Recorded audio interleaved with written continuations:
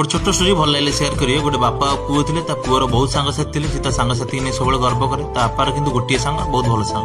बापा ताको दिन कहले ठीक अच्छे आज देखिए तोर एत सांग तू गर्व करुचु, तो देखिए तो सांग मैंने केते भल। पुओ कहला ठीक अच्छे आज मो बेस्ट फ्रेंड घर को जा। अध राति बापा पुओ बेस्ट फ्रेंड घर गले, बाहर छिड़ा होगी बड़ पार्टी सांग डाकिला, घर भर किए किसी कहले ना। सेकेंड थर आउ थे से बड़ पार्टी डाक कबाट को बाड़ेला, सांग भितर आसना माँ कहला आ कहीदे मो घर नहीं बोली। एक कथा सांग बाहर ठिया शुणीदेला और से मन दुख घर फेरी आस।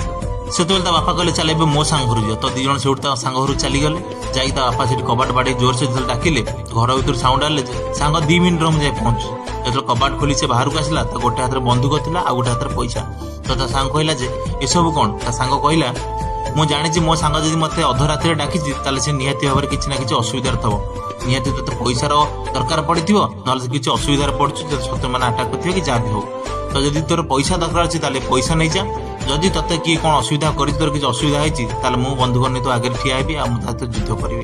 स्टोरी मोराल हूँ जीवन में खाली बहुत गुड़े सांग बनईदे हेनी। जीवन में किसी सांग एमती रहा दरकार जो मैंने सुविधा असुविधा तुम साथ सब ठिया होते। तुम जीवन में जमी असुविधा आसिले भी से सब तुम साथ ठिया होते, केवि छाड़ी जाए। कारण प्रकृत सांग केवे भी असुविधा समय छाड़ी जाए ना।